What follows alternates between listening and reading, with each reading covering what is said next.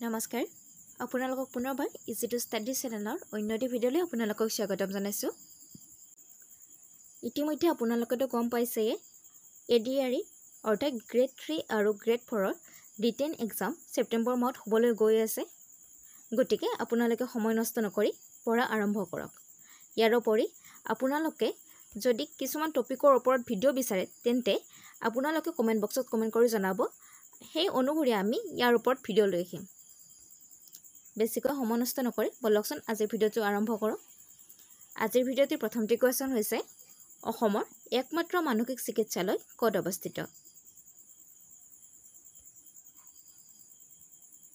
অপশ্যনৰ ভিতৰত শুদ্ধ উত্তৰটি হৈছে অপশ্যন নম্বৰ ডি তেজপুৰত।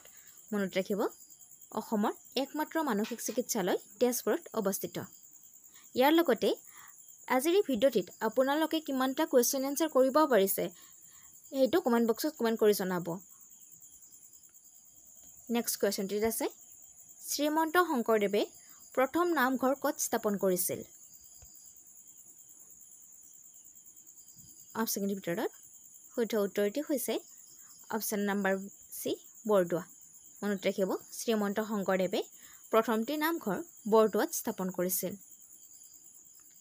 নেক্সট কুৱেশ্যনটিত আছে নিম্নলিখিত কোনটো স্থানত মুখা সজোৱা কাৰ্য প্ৰাধান্যতা চৰ্চা কৰা হয়?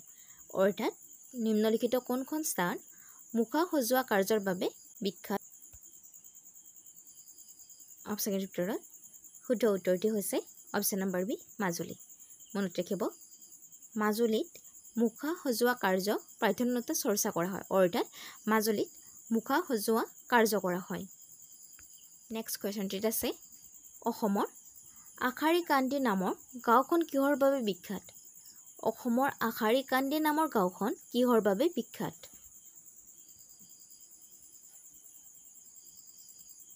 অপশ্যনৰ ভিতৰত শুদ্ধ উত্তৰটি হৈছে অপশ্যন নম্বৰ বি টেৰাকোটা।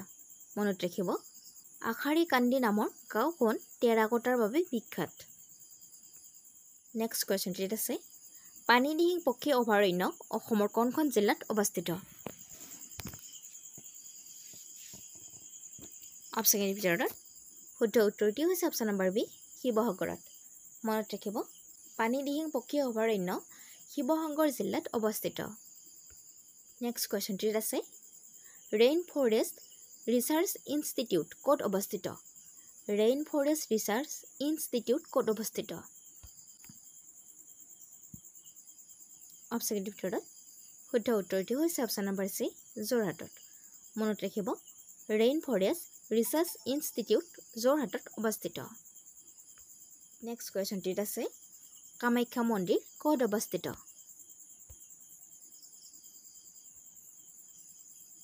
অপশ্যনৰ ভিতৰত শুদ্ধ উত্তৰটি হৈছে option number C Nilachal hills. মনত ৰাখিব নীলাচল পাহাৰত কামাখ্যা মন্দিৰ অৱস্থিত। নেক্সট কুৱেশ্যনটিত আছে অসম সাহিত্য সভাৰ মুখ্য কাৰ্যালয় ক'ত অৱস্থিত? অপশ্যনৰ ভিতৰত শুদ্ধ উত্তৰটি হৈছে অপশ্যন নম্বৰ এ যোৰহাটত। মনত ৰাখিব অসম সাহিত্য সভাৰ মুখ্য কাৰ্যালয় যোৰহাটত অৱস্থিত। নেক্সট কুৱেশ্যনটিত আছে অসমৰ কোনখন ঠাইত গেছ ইলেক্ট্ৰিক প্ৰজেক্ট অৱস্থিত? অপশ্যনৰ ভিতৰত শুদ্ধ উত্তৰটি হৈছে অপশ্যন নম্বৰ এ কঠালগুৰি ডিব্ৰুগড়। অৰ্থাৎ ডিব্ৰুগড় আৰু কঠালগুৰিত অসমৰ গেছ ইলেক্ট্ৰিক প্ৰজেক্ট অৱস্থিত। নেক্সট কুৱেশ্যনটিত আছে অসমৰ কোনখন জিলাত শ্ৰীসূৰ্য পাহাৰ অৱস্থিত? অপশ্যনৰ ভিতৰত শুদ্ধ উত্তৰটি হৈছে অপশ্যন নম্বৰ চি গোৱালপাৰা জিলাত। মনত ৰাখিব গোৱালপাৰা জিলাত শ্ৰীসূৰ্য পাহাৰ অৱস্থিত। নেক্সট কুৱেশ্যনটিত আছে অসমৰ প্ৰথমটো আধুনিক ৰংগমঞ্চ বা থিয়েটাৰ কোন ঠাইত অৱস্থিত? অসমৰ প্ৰথমটো আধুনিক ৰংগমঞ্চ বা থিয়েটাৰ কোন ঠাইত অৱস্থিত? অপশ্যনৰ ভিতৰত শুদ্ধ উত্তৰটি হৈছে অপশ্যন নম্বৰ ডি তেজপুৰত। মনত ৰাখিব অসমৰ প্ৰথমটো আধুনিক ৰংগমঞ্চ বা থিয়েটাৰ তেজপুৰত অৱস্থিত। কুৱেশ্যনটিত আছে অসমৰ কোন ঠাইত ইণ্ডিয়ান ইনষ্টিটিউট অফ টেকন'লজি অৰ্থাৎ IIT অৱস্থিত?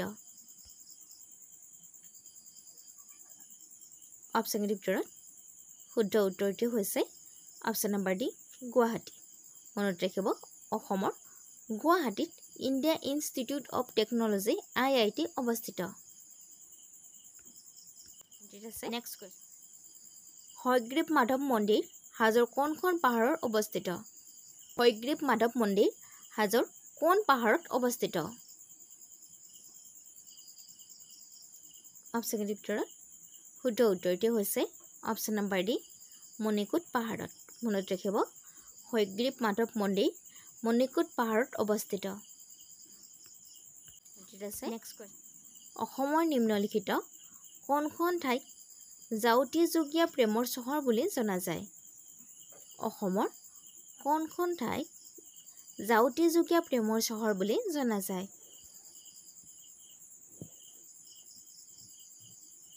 অপশ্যনৰ ভিতৰত শুদ্ধ উত্তৰটো হৈছে অপশ্যন নম্বৰ ডি তেজপুৰ।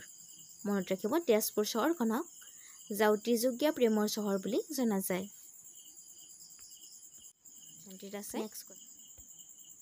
অসমৰ কোনখন জিলাত সৈনিক স্কুল আছে? অসমৰ কোনখন জিলাত সৈনিক স্কুল আছে? অপশ্যনৰ ভিতৰত শুদ্ধ উত্তৰটো হৈছে অপশ্যন নম্বৰ ডি গোৱালপাৰা। মনত ৰাখিব গোৱালপাৰা জিলাত সৈনিক স্কুল আছে। এছিয়াৰ বৃহত্তম শুকান মাছৰ বজাৰ ক'ত অৱস্থিত? এছিয়াৰ বৃহত্তম শুকান মাছৰ বজাৰখন ক'ত অৱস্থিত?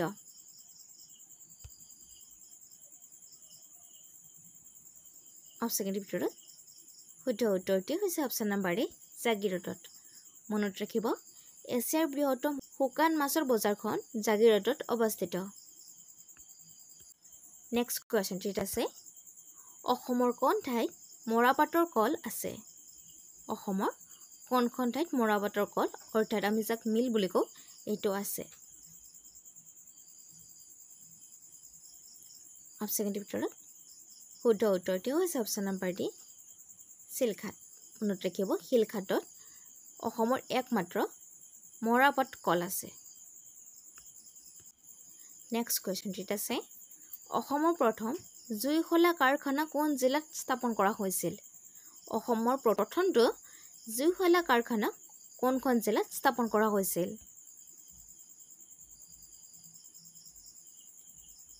অপশ্যনৰ ভিতৰত শুদ্ধ উত্তৰটি হৈছে option number D Dhubri.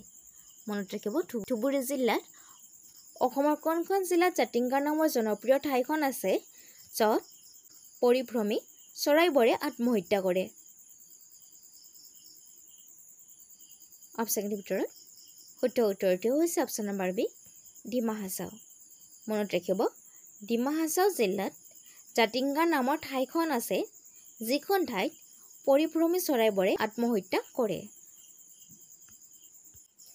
Next কুৱেশ্যনটিত আছে অসমৰ কোন ঠাইত বিশ্ব স্বাস্থ্য কেন্দ্ৰ আছে? অসমৰ কোনখন ঠাইত বিশ্ব স্বাস্থ্য কেন্দ্ৰ আছে? অপশ্যনৰ ভিতৰত শুদ্ধ উত্তৰটি হৈছে অপশ্যন নম্বৰ ডি চাবুৱা। মনত ৰাখিব চাবুৱা নামৰ ঠাইখনত অসমৰ বিশ্ব স্বাস্থ্য কেন্দ্ৰ আছে। নেক্সট কুৱেশ্যনটিত আছে অসমৰ প্ৰথমটো তাৰকাগৃহ ক'ত অৱস্থিত? অপশ্যনৰ ভিতৰত শুদ্ধ উত্তৰটি হৈছে অপশ্যন নম্বৰ বি গুৱাহাটীত। মনত ৰাখিব অসমৰ প্ৰথমটো তাৰকাগৃহ গুৱাহাটীত অৱস্থিত আৰু এই তাৰকাগৃহটো 1994 চনত স্থাপন কৰা হৈছিল। মনত ৰাখিব